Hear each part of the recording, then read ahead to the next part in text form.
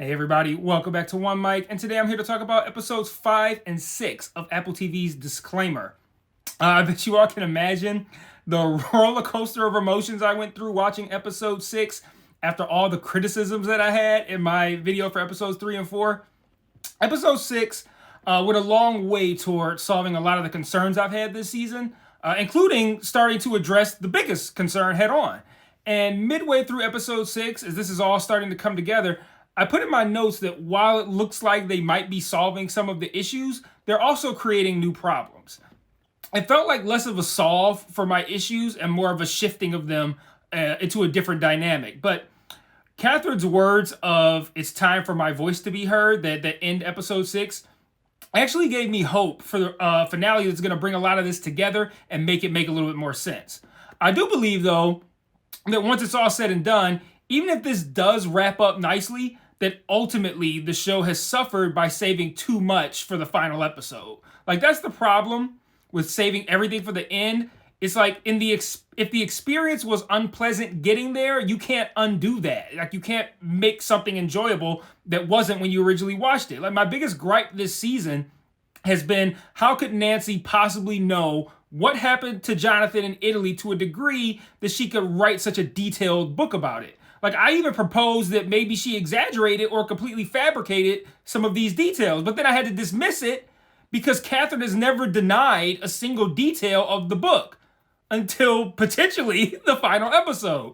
And ignoring this gigantic glaring issue as if it doesn't exist just so you could drop a bomb on me in the finale is not only a bad strategy, but now you can't undo the frustration of dealing with it this entire season. So yeah, like, I cop to the fact that it's seeming like I may have been wrong about the show ignoring all of these important details, but going like, aha, in the finale and pulling everything together won't make the experience of watching them ignore that fact that Nancy couldn't possibly know any of this. It won't make that any less frustrating. Like, think about how this show could have been if they hinted the entire time that Catherine might have had a different version of events. Then we'd have watched all of these things happen to Catherine, these terrible things that we feel like she deserves, and we'd be sitting there like, but what if she doesn't? Like, right now, at this point in the show, with Stephen wanting to kill Nicholas, think how cool it would be if we had even the slightest reason to believe that he may be about to kill Catherine's son for the wrong reasons, or for unjustifiable reasons. Like, I'd be 100 times more invested in this show rather than 100 times frustrated like I currently am. Hey everybody, I just want to take a small break from this review to talk about the various other ways you can engage with me on other platforms. If you're so inclined, and I understand why you wouldn't, I am an acquired taste, but you can join the Patreon where you can get extra content like retro reviews, where I review old shows and movies to see if they still hold up today, Mike's Musings, where I talk about shows I'm watching that I don't cover on the channel, or Mike's VOD, where you can commission me to watch a show, which I will then review on the channel. And if you want to engage with me and chat with me more directly, I also implore you to join the Discord and follow the Facebook page. I set up channels in the Discord for all of us to discuss the shows I'm reviewing on the channel, and I also drop new videos in there since it's the easiest platform for me to share to from my phone. The Facebook can be really fun because I sort of live comment on shows I'm watching, often while under the influence, I'm not going to lie. And I'll also share news there, both about television and film, and about myself as well. So if you like my content, you want to be more engaged, you think I'm charming, or you simply want to show support, feel free to sign up for the Patreon or join the Discord or Facebook today. Links to all platforms are in every video description. Remember to share all my shit to your respective social media platforms. And now back to this review. But now that we've gotten that out of the way, these were two very different episodes for me. Episode 5 took everything I was critical about regarding episode 3 and 4 in my last video and multiplied it.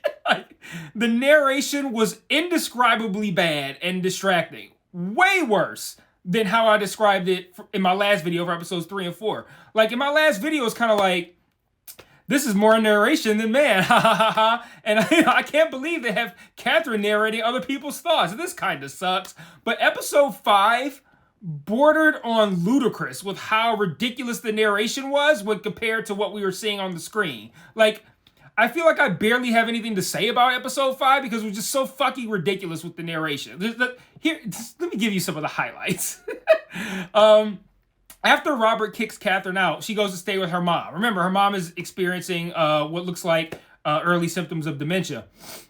And for starters, she narrates that it smells like old people there, which made me laugh because, thinking how Steven said that Jonathan's room that Nancy was staying in smelled like cancer, I was like, man, y'all two got more in common than y'all thought y'all did. Look how y'all describe stuff the same way. But the narration gets completely out of hand with her narrating both Robert and Nick's thoughts for long stretches of time, but while they do absolutely nothing. Like, I put in my notes that 9 minutes into episode 5, we had like 3 or 4 scenes like this of nothing going on and just like a whole bunch of narration. Like, we get a fairly lengthy scene early on where Robert is just washing dishes and Catherine is telling us about how all Robert can think about is the kinky sex that she had with Jonathan. Then we get Nick just laying in bed or staring out of the window or spitting onto the glass above Robert, with Catherine narrating about how his parents don't know anything about him and how he doesn't want to stay with Robert. Then the next scene is Catherine laying in bed with her sleepy mother. She's like, people know her as Helen, but I know her as Mom. And I'm like, man, I almost cut the shit off at that point. I'm like, man, this is crazy, dog.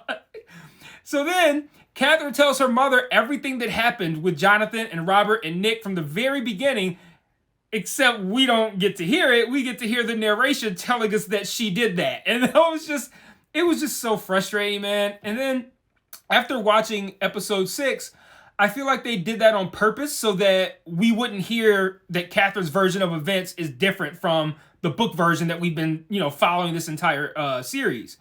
And it just brings me back to what I said earlier. Like, cool, you're going to reveal that fact in episode 7. And oh my God, we're all going to be so surprised. But like, you can't unfuck episodes 3 through 5 by doing that. And you can't make it unfucking weird that we've gone through 6 of these 7 episodes and not once has Catherine said, that's not how it went down. Like, man, it's just frustrating. Like, if she tells Steven a different story in the finale, I'm going to be like, why the fuck did you wait until you lost everything, your marriage, your son, your job, your reputation, to go, hey, that's not exactly how it happened. And it's just so they could drop a bomb on us in the finale. It's like, well, congratulations, you nailed the finale, but you fucked the first 6 episodes. And but I'm not even done talking about my frustration with the episode 5 narration. We see the most we've seen of Nick's drug problem in episode 5, and we see him buying heroin. And Catherine narrates that he doesn't want to make it a habit and how relieving it was to vent to her mother in the scene that we didn't see about everything that happened. And here's the problem. I want to look at all this as like generic narration, right? And not get bogged down to the details of this is Catherine narrating somebody else's story. This is, I don't want to deal with that. It could just be generic fucking narration. But I'm watching episode 6 and Steven is narrating his own thoughts. And they even introduce Catherine narrating like her version of the events in Italy with Jonathan. So it's like she's narrating her own story in an additional timeline. And it's like, pick a fucking lane, man. Like, that's why it's so distracting. Don't have Catherine narrate her own thoughts in multiple settings and timelines. Have Steven narrate his own thoughts, but then have Catherine narrate Robert and Nick's. And it's like, let Robert narrate his own fucking thoughts and then I won't be distracted. Or have Catherine narrate everybody's thoughts. But don't roll a fucking pair of dice to decide who's going to narrate whose fucking thoughts. I'm sorry, man.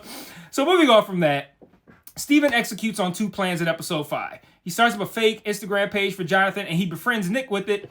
And he also does another unnecessary acting performance to drop off copies of his book at Catherine's job.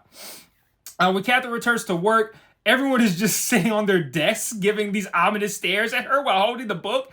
And like that shit felt more like a scene from The Simpsons than something that could happen in real life. Like I'm watching this scene like, is this supposed to be a depiction of reality? Because it's completely and totally ridiculous. Like, were they all sitting on their desk holding the book waiting for Catherine to get to work? Like, so they could all collectively glare at her? Like, get the fuck out of here, man. It's not even... I don't know, but... maybe they could make it make sense. And then that one guy, Simon, puts on the performance of a lifetime in front of the cell phone cameras, clearly emboldened by the idea of going viral for righteous reasons. And you have to be a pretty disingenuous prick to get slapped by Catherine and have me think that you had it coming. But that's what happened. And then Jusu Kim or whatever her name, she shouts, "You are so canceled, Catherine." I expected Ashton fucking Kutcher to jump out of my closet and say I was being punked, because what the fuck kind of line is that, man? Like, what a shitty line. Like, and I'm not even good. Like, the delivery was shit too, but I'm like, okay, I feel like she just learned English, just like the other guy from Squid Game. Like, I heard that he learned English for the Acolyte. I'm giving grace on the delivery, because, like, hey, if this is her first time doing an English speaking role, she might not know that sounded really bad. But, like, still, on paper, that is a shit line, man. That is a really shit line.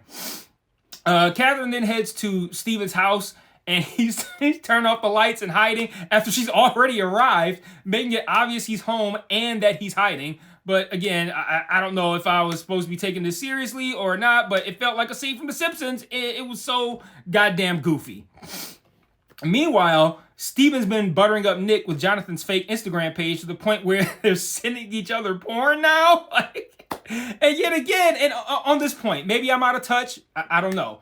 But none of this felt plausible to me. Like, this isn't how men make friends. Like, we don't just hit up other guys on Instagram like, yo, I love your memes, bro. We should totally be cool. And then talk all day and send each other book recommendations and porn. Like, that's not how we do it, dog. Steven's idea to do this felt implausible to me from the jump, but I figured they'd play it out in a plausible way. They didn't. All of this eventually leads to Steven revealing to Nick that Catherine is the woman from the book and that he's the child, he being Nick, that Jonathan died trying to save. This, of course, sends Nick into a spiral, and episode 5 ends with him seemingly about to OD. And then right at the beginning of episode 6, we learned that Nick did in fact OD and he had a stroke. Catherine comes home frantic about being unable to reach Nick, and she wakes up Robert, and with crust in his eyes, he resumes giving her shit about Jonathan and how shitty of a wife and mother she is. And while I do respect his dedication towards shitting on her, he didn't need to, like, also dismiss her concerns about Nick. But this is when they begin to introduce the idea that the events as told in the book may be exaggerated. Steven narrates that Nancy changed some details in the book, like the one about Sasha going home because her aunt died. We learned that her and Jonathan got into a fight or a row, as they say across the pond, and that's why Sasha ended up going home. And whatever happened was so bad that Sasha's mom, Emma, who we learn her name in this episode, was furious and didn't even seem to particularly care when Nancy later told her that Jonathan had died. And it's also during this initial call from Emma that we see Nancy really giving Steven shit about that noisy freezer, giving us further insight to why he constantly opens and closes it now. I still don't understand why they introduced it like as a feature, like as a thing that's going to be part of their relationship.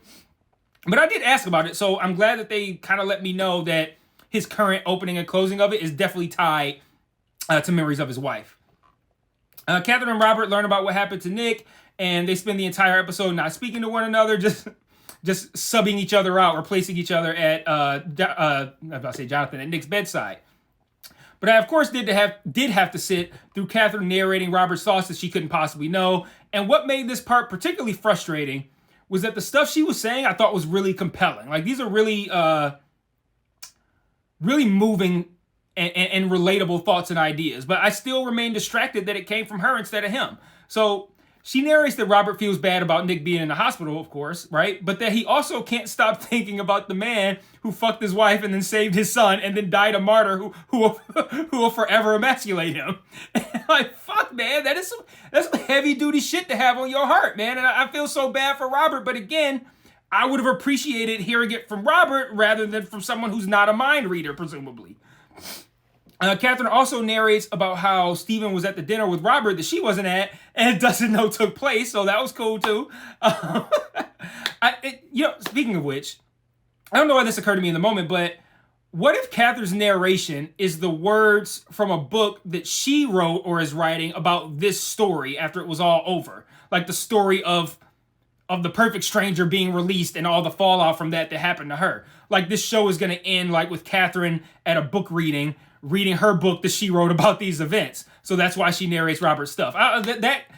That could work, and then that would even explain like all of the stuff that feels implausible. Like Steven doing a over-the-top perform. Like, why is Steven always performing? Maybe he wasn't. Maybe that's just how Catherine wrote it in the book. Just like maybe Nancy's exaggerated some points in her book. I bet that's going to be what it is. I bet that's going to be what it is. And then, like, all these things that don't make sense are going to then make sense. Like, oh, maybe it didn't happen that way. And that's just the way Catherine described it. For the record, while I would, I think, very clearly be satisfied with that explanation, it still doesn't change my experience of watching the episodes. Anyway, Robert tells Steven what happened to Nick, and initially I'm like, Steven almost seems happy to learn that Nick had a stroke, and then by the end of the scene, it was obvious that he was happy. Like, it wasn't, I didn't have to think anymore. It was certain. But Steven sets up an opportunity for him to go visit Nick in the hospital. Meanwhile, Catherine gets a call from HR from her job about her slapping Simon and how they're going to have to look into the accusations from Steven's book. As if it wasn't already obvious, like how meaningless this would be to Catherine with her son having nearly died again, another boy who looks just like Nick is seemingly brought in for the same reason and seemingly takes a turn for the worst. Steven channels his whole family for this trip to the hospital, keeping on Nancy's cardigan and then putting on Jonathan's deodorant. Looked like it was Axe body spray. And he's practicing another fucking character he's going to play at the hospital. I'm like, why is he doing this? But again, maybe I kind of like the idea that this is what we're watching is a book that Catherine wrote. Then I can be like, okay, yeah, that's why she wrote Steven so ridiculously. But then he loads up a syringe of like British Drano, and I'm like, well, shit, if he's gonna kill this kid, then yeah, maybe he probably does want to come off as disarming as possible. He conveniently enters the hospital while Catherine has her back turned. Again, all of these like weird things, like they kind of now make sense if Catherine is going to be writing, if this is going to be a book that Catherine wrote. But just as he's about to ice Nick, she returns and throws him into some object on the wall, like when WWE wrestlers throw each other into the stairs that they used to get into the ring.